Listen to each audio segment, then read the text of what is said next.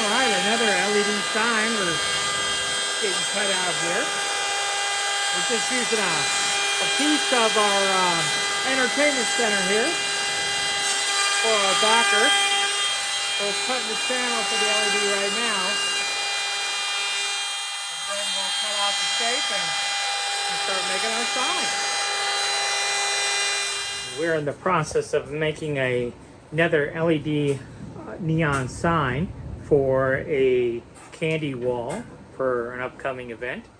And what I like to do is I like to run the groove and the profile separately. So here we have a 1/4 inch groove routed with our 1/4 inch downcut bit.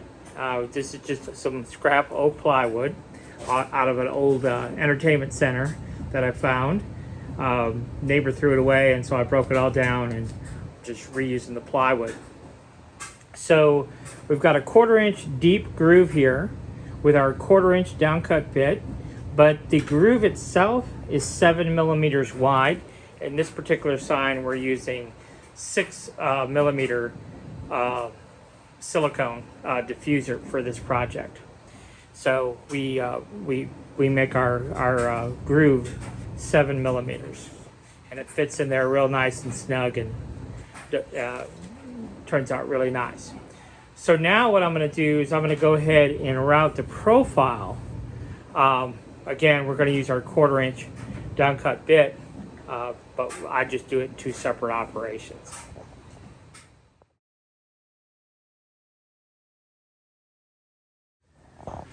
So now we have our profile cut for our sign. We do have some tabs in here that are holding this in place. So I will go ahead and pull this up, and we'll go ahead and cut the tabs, and then we'll give it a light sanding, and then we're going to be ready for our next step. So there we go. We've got it all sanded up now. So now kind of our next step is to cut our silicone strips to go in place here. So I will show you how we go about doing that process. All right, so now what we have to do is we have to cut our diffuser for all of our individual pieces. So what I'm going to do is I'm going to utilize this tool and round over the end of the diffuser. And let's do, I don't know, let's do a kind of a complicated one. We'll do this E because it's kind of complicated. So what I'll do is I'll actually push this diffuser into the hole all the way around. Now, I will tell you this, the 6 millimeter, which is what we're using for this sign, is extremely flexible. So it's pretty forgiving. Whereas the 8 millimeter, even though it's just a little bit thicker, is not near as forgiving. So if you've watched our Dr. Pepper sign, that one was kind of challenging. So it's a little bit difficult to see here where this channel ends, but we want to just cut it just a little bit longer than the channel. I would rather cut it too long than cut it too short. And so the trick here is, so you can see where my diffuser and my channel is, we can push this. This will compress a little bit. So, so this will compress in, and the longer that the piece is, the more compression you'll get. So on a small piece like this, I will cut it more or less its exact size, versus a piece like this where it does allow me to compress it a little bit. So this stuff is pretty forgiving. So we're going to round over our edge again. These tools are really inexpensive, and I will link to them in the listing description for this video, but they were only $5, and you get the right angle tool and the curve tool. Sometimes that right angle tool, if you have a really sharp curve, now this design doesn't really have a really sharp curve. Maybe the S is a little bit sharp, but most of these will come out just fine. So let's do our A.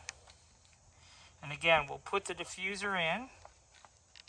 Make sure it's up nice and tight to the end here. And we'll come around. And ideally, we don't want to have to glue our diffuser in. That's kind of our goal. I haven't had to do that yet, but a little bit longer than our channel, and then we will go ahead and push, kind of compress that a little bit, push that in. You'll kind of feel it snap into place. This 7mm channel for our 6mm diffuser here seems to work really good. It's kind of a balance between holding the diffuser in place but not making it so difficult to squeeze it in place. So then we'll go ahead and round over our end again, and we'll move on to the other part of our egg. I like to do it in this order that I'm doing it. So I cut all my diffuser strips first, and then I'm going to come back in and I'm going to add my LEDs.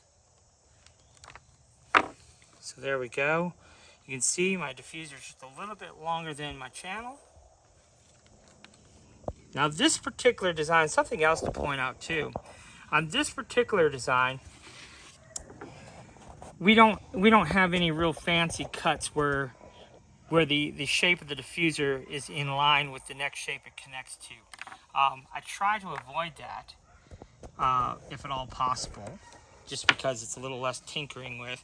But ultimately, once it's all lit up, it looks really good anyhow. So this one we're going to cut just a shade long. Now, because it's such a short piece, we don't have much area to compress. So we can't cut it really all that long at all. So let's see if we can. But this stuff does compress pretty good. So as long as, I think if we're like maybe an 1/8 or 1/4 long of the channel, that's probably a good amount. Now this one, it's fighting me a little bit. So I'm just going to take just a tiny little nibble, and it'll probably snap right into place for me now, because it wasn't that long to begin with. And there we go. So that takes care of that one. And we'll just keep going here. So we can also kind of set the diffuser next, especially on a segment like this. We don't have to stick it inside. We'll compress it just a little bit. See if we can get it to fit in there. I cut this one just a little bit long. So I'm going to take a little nibble off. It's forcing me to do it.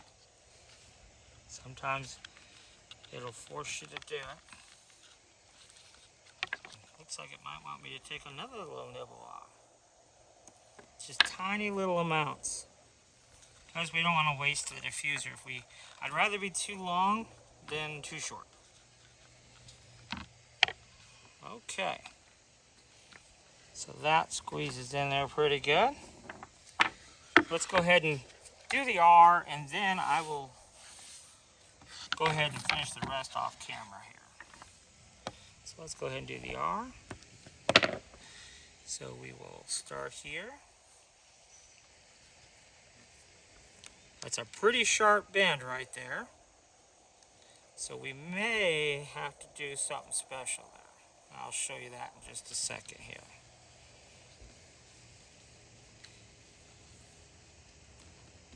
So let's see if we can get... We are definitely going to have to do something special right there.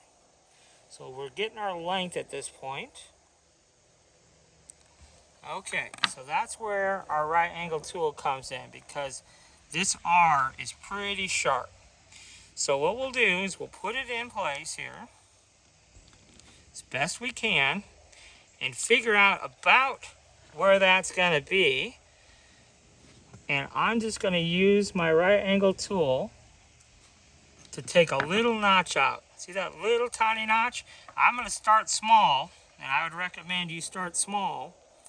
Because first of all, we want to make sure that our notch is where we want it to be. Sometimes our alignment can be off a little bit.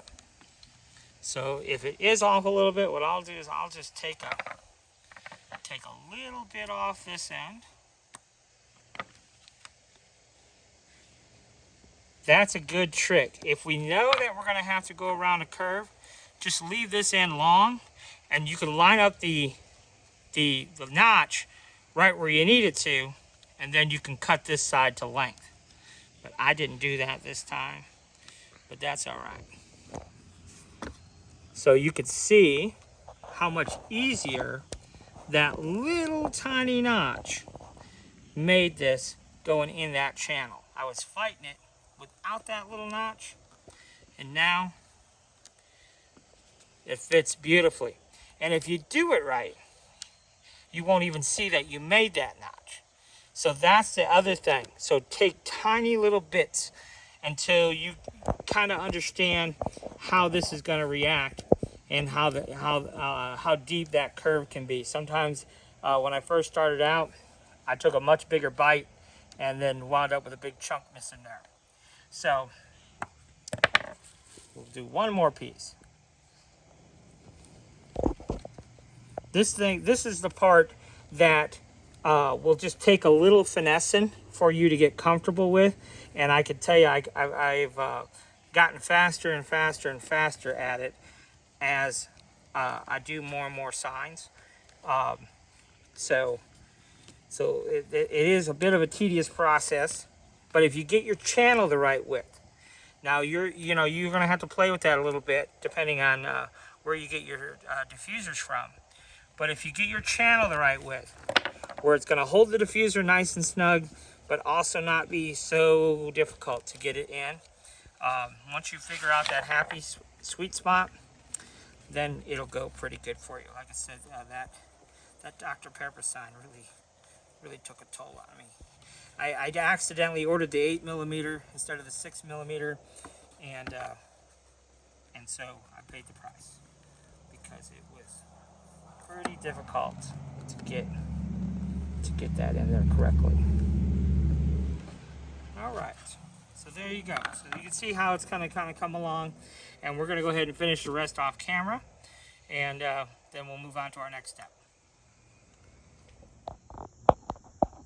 So there we go. We have all of our diffuser cut and properly fitted. Now what we'll do is we'll take those diffusers out, and we'll go ahead and spray paint our backer to the white color that was ordered, and then we will take a look at putting in the LED strips. So we now have it painted white, and I have it painted white on the back and the front. I always paint the back first and then paint the front. So we're going to let this dry, and then we can take a look at what we need to do for putting in our LED strips. Okay, so now we are going to take a look at our production sheet here real quick for our LED sign. And this is kind of just a new way I'm going to go about doing it for this sign, and see from a production standpoint if I feel like the workflow is a little better, a little easier. So we are using a 2-part LED neon, and we have these strips that we are going to be putting into our board. And you can see here on the production sheet, hopefully you can see this, we have a number. So it says number 17, and then in parentheses there's 2. Number 18 is 3. Number 20 is 5. And what that means is segments. Well, what's a segment? Well, on this strip, a segment is from solder point to solder point. That is one segment. In this case, it's 3 LEDs. So if we need 3 segments, which for the letter R here, we need a 3-segment strip, then you see here, that is 9 LEDs, and that's what we have here, okay? And so what we've done here is we've soldered on our wires already, keeping in mind what side is positive and what side is negative. So, so when we go to wire it all together, we'll know what is what. So that's really critical. So what we do on our production sheet is we go through and we cut 7, 5, 5, and you can see here we have all these strips right here. Now these are all pre-cut to various lengths, and then we are going to solder on all of our wiring to these strips, and then we'll actually put all these into the board. So we're going to go ahead and continue this process of soldering our wires to the strips, and then I'll show you how they go into the board. All right, so now the fun part is bringing this light to life. So what we're going to do here is we have all of our LEDs with all of our wires soldered on. We have all of our diffusers that we previously cut and we had in place. We have our production sheet to remind us where these strips go. So for example, this is a single strip, and usually what I do when I'm building this is I'll usually do it smallest to biggest, okay, because clearly we could see that this slot here goes with the single segment, and if we look at the production sheet, it tells us how many segments for that slot. Now you can also see I've gone through and I've pre-drilled one hole for each segment of LED strip. I've done that throughout the whole sign. So all we have to do is we have to feed these two wires through that hole and pull our LED strip through. Now these do have an adhesive on the back. You can use it, you cannot use it. That's going to be a personal preference for you, because the little diffuser that we put in place over the top of the LED will actually hold it in place. So I don't necessarily think using the adhesive is particularly necessary. On the longer pieces, you may find it helpful to get it wrapped around the corners and things. Okay, so that part's really up to you. So we're going to go through and get set up a little bit, and then I'll show you more specifically how we're going to put all this in place. Well, you can see we're making some progress here. Going around the curves of these letters is tricky, and there's really no easy way other than get in there and mess it up, and you'll learn from your mistakes. It's the easiest way I could put it. So it's a process, but I am using the sticky back. When we're going around those curves, it is nice to have a little bit of tack to it. And of course, our silicone will hold that in when it's all said and done. So I'm just going to keep working it and testing the light strips as I go here, and we'll just keep going on this one. Well, there's the finished sign, and again, I do like the two-part neon flex. I would say this was pretty challenging. Again, took longer than expected, but again, that probably had more to do with my inexperience than anything else. So, but in the end, it does look pretty good, so I am happy with it. So I hope you enjoyed this one, learned a little something. We've got a lot more signs ordered from various customers, so we've got a lot more of these videos coming. And once I feel more comfortable knowing what I'm actually doing, I will put more details in the cutting of the silicone, because I think that's definitely a skill, and also the wiring aspect of it. Now what I did on this one is I put a little bit of vinyl on the back just to kind of give it some kind of finished look, and I think it helps it look a little nicer too.